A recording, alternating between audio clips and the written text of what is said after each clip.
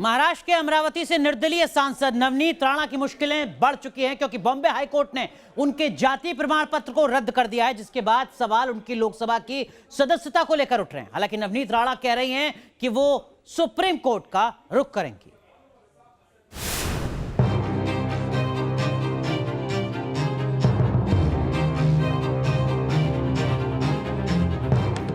तेज तर्रार निर्दलीय लोकसभा सांसद नवनीत कौर राणा को हाईकोर्ट से झटका लगा है। अदालत ने नवनीत राणा के कास्ट सर्टिफिकेट को खारिज कर दिया है। नवनीत राणा पर फर्जी डॉक्यूमेंट के आधार पर कास्ट सर्टिफिकेट बनवाने का आरोप था। कोर्ट की ओर से नवनीत राणा पर 2 लाख रुपए का जुर्माना भी लगाया गया। What is politics is there, तो जजमेंट स्पेसिफिक दिया है कि फेक सर्टिफिकेट है, वैलिडिटी फेक है, दोनों सरेंडर करने को बोल दिया है और ये कॉन्स्टिट्यूशनल फ्रॉड होने के कारण पेनल्टी भी 2 लाख की लगाई है। इसलिए पॉलिटिकल नहीं है, हाईकोर्ट तो पॉलिटिक्स नहीं खेलता। नवनीत राणा के सर्टिफिकेट को लेकर बॉम्बे हाईकोर्ट की नागपुर बेंच में याचिका दायर की गई थी।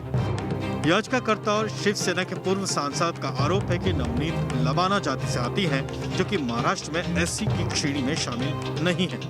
ऐसे में उन्होंने फर्जी तरीके से जाति प्रमाण पत्र बनवाया। हाईकोर्ट के फैसले के बाद अब उनकी लोकसभा की सदस्यता पर भी तलवार लटकने लगी है।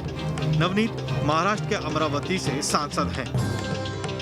वो लोकसभा के सदस्य है, तो एक हम एप्लीकेशन करके ये हाईकोर्ट जजमेंट का कॉपी, सर्टिफाइड कॉपी माननीय लोकसभा स्पीकर जी को भी हम भेजेंगे। सांसद नवनीत राणा ने इस फैसले के खिलाफ सुप्रीम कोर्ट में अपील करने की बात कही है। उनका दावा है कि उनके जाति प्रमाण पत्र की अब तक कई कमेटियों ने जांच की है, लेकिन कोई सवाल नहीं उठाया है। आज जो निर्णय वहाँ पर आया है तो उसी बेस पे मैंने स्टे लेके अभी सुप्रीम कोर्ट जाऊंगी और सुप्रीम कोर्ट में मुझे पूरा विश्वास है कि वहाँ से मुझे न्याय मिलेगा और जो मेरे पेपर्स हैं वही मुझे न्याय दिलाएंगे।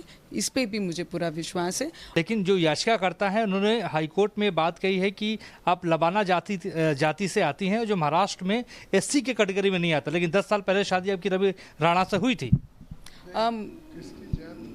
किसकी जात क्या है ये पर्सनली कोई मुझे नहीं बताएगा। जैसे सुप्रीम कोर्ट खुलेगा वैसे हम सुप्रीम कोर्ट में जाकर लूँगे। सुप्रीम कोर्ट और 6 हफ्ते का स्टे हमें मिला हुआ है।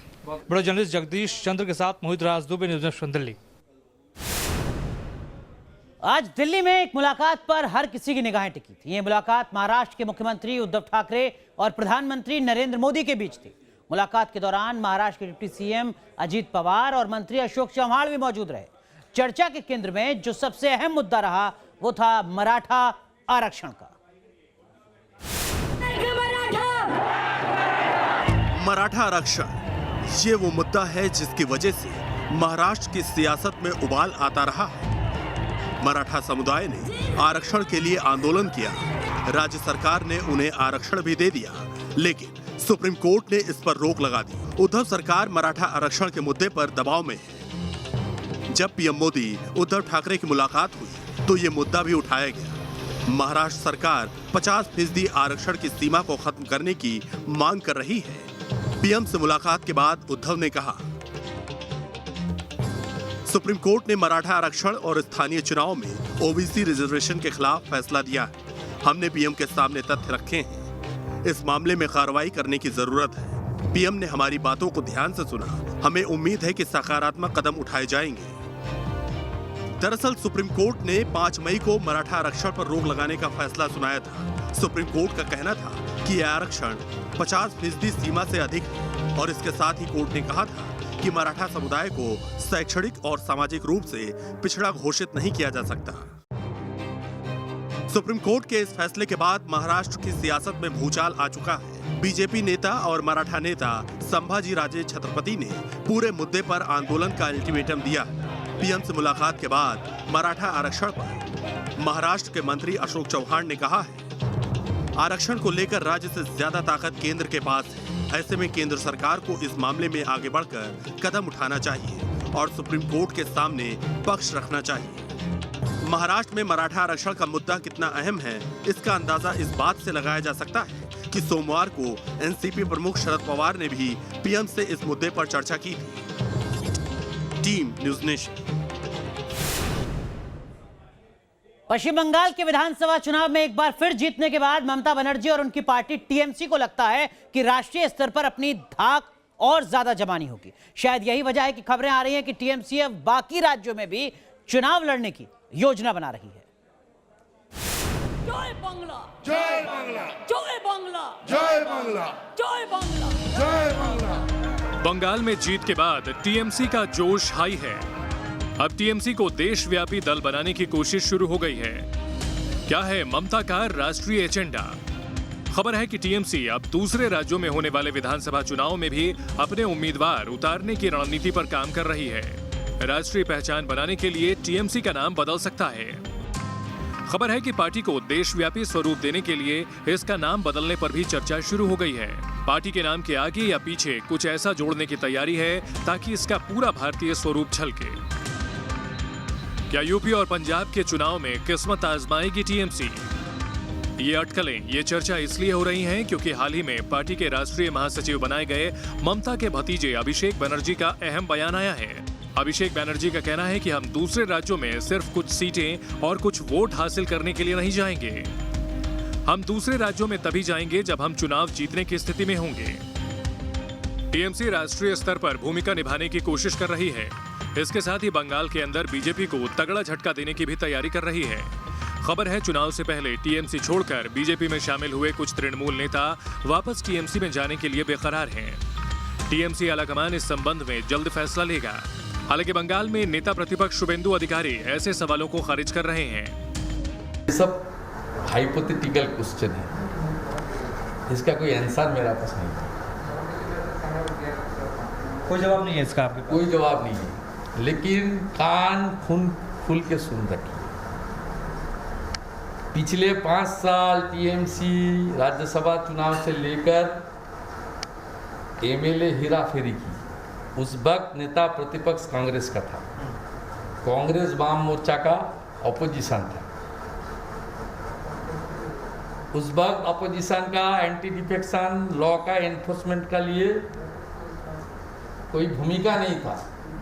इस बार नेता प्रतिपक्ष शुभेंदु अधिकारी है और बीजेपी अपोजिशन में। बंगाल में सारी ताकत झोंक देने के बावजूद बीजेपी चुनाव जीत नहीं पाई।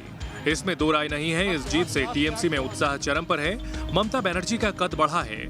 जानकारों के मुताबिक यही वजह है कि TMC pan India action plan की तैयारी कर सकती है। Team news nation. Bharat Nepal border पर एक अनोखा स्कूल चल रहा है। जी हां, इस स्कूल की खासियत यह है कि इसमें भारत और नेपाल दोनों देशों के बच्चे पढ़ते हैं। बिहार के पूर्वी चंपारण में यह स्कूल नो मेंस लैंड पर चल रहा है और बड़ी तादाद में बच्चे स्कूल आते हैं।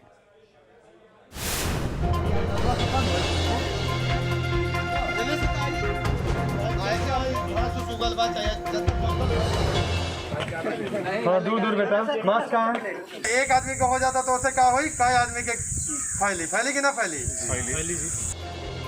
जो जवान सरहद पर मुल्क की हिफाजत में जान की बाजी लगा देते हैं, जिनके फौलादी इरादों से दुश्मन खौफ खाता है, उन्हीं जवानों ने सरहद की हिफाजत के साथ साथ बच्चों को सुनहरे भविष्य की तालीम देने का बीड़ा उठाया है। ये अनोखा स्कूल बिहार के पूर्वी चंपारण में भारत नेपाल बॉर्डर पर चल रहा है।